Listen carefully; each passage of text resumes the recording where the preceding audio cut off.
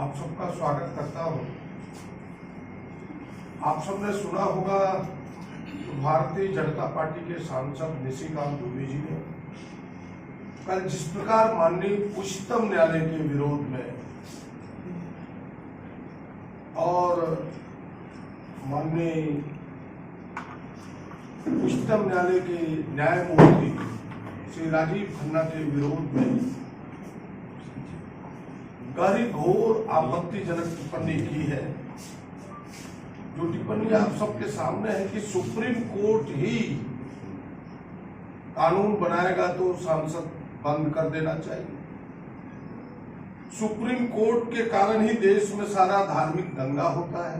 उनके बयान है देश के गृह युद्ध के लिए माननीय न्यायाधीश संजीव खन्ना ही जिम्मेवार ठहराए गए। इस घोर आपत्तिजनक बयान की कांग्रेस पार्टी, राष्ट्रीय कांग्रेस पार्टी भर्त्सना करती है, घोर निंदा करती है और इस दुबे जी के बयान को हम भड़काऊ असंवैधानिक वक्तव्यों पर गहरी चिंता व्यक्त करते हैं।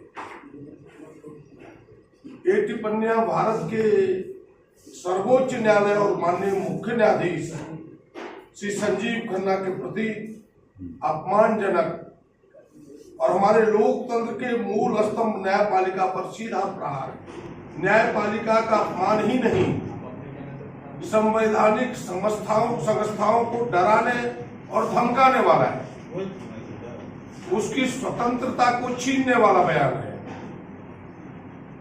और ये बयान दर्शाता है कि भारतीय जनता पार्टी के इशारे पर संस्थाएं चले, ये बयान उस दिशा को इंगित करता है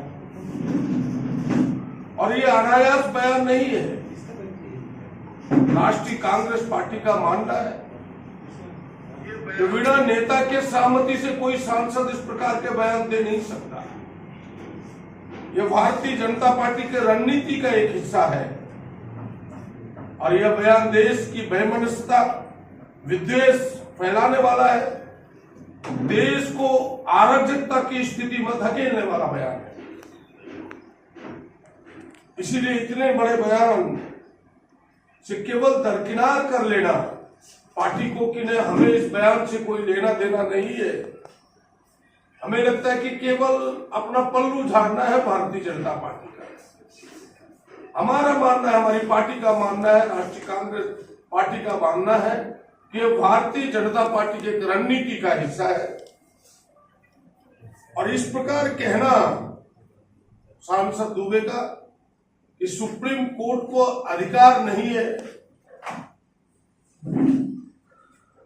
लोकसभा के द्वारा, सांसद के द्वारा बनाए गए कानून की समीक्षा करने का, हमें लगता है कि उनके अल्प ज्ञान का परिचायक है और उनके लफुआगिरी का परिचय है। इससे ज्यादा कुछ नहीं है। सबको पता है कि आर्टिकल 13, ये संविधान की धारा 13 सुप्रीम कोर्ट को इजाजत देती है कि जो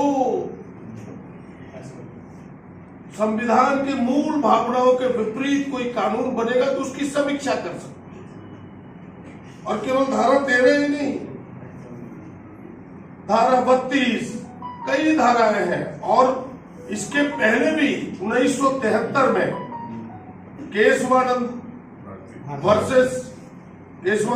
वर्सेस केरल स्टेट, जो सबसे बड़े खंडपीठ 13 जजों का था, उनके वर्डिक्ट आ चुके हैं कि भाई ऐसे कानून जो मूल भावना को ठेस पहुंचाता हो, उसकी परिधि से बाहर जाता हो, सुप्रीम कोर्ट को उसकी समीक्षा का अधिकार है। और तब इस प्रकार की बातों को कहना निश्चित रूप से एक सोची समझी साजिश का हम सब हिस्सा मानते हैं। और इतना ही नहीं,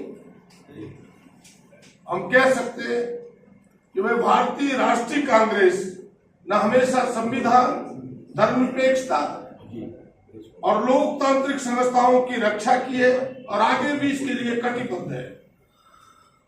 यह बयान संवैधानिक संस्थाओं पर हम प्रहार मानते हैं।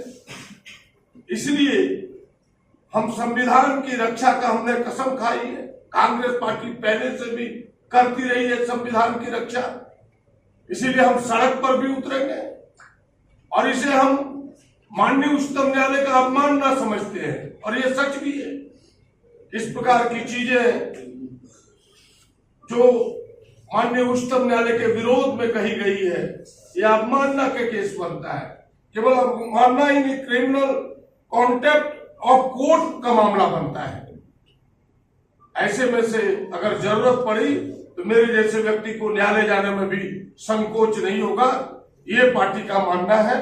और फिर से एक बार इस आपत्तिजनक बयान का घोर भर्त्सना करता हूं, निंदा करता हूं, और इसके लिए जो मैंने पहली पंक्ति कही है कि यह सोची समझी साजिश का हिस्सा है, रणनीति का भारतीय जनता पार्टी के नेताओं की सहमति का हिस्सा है।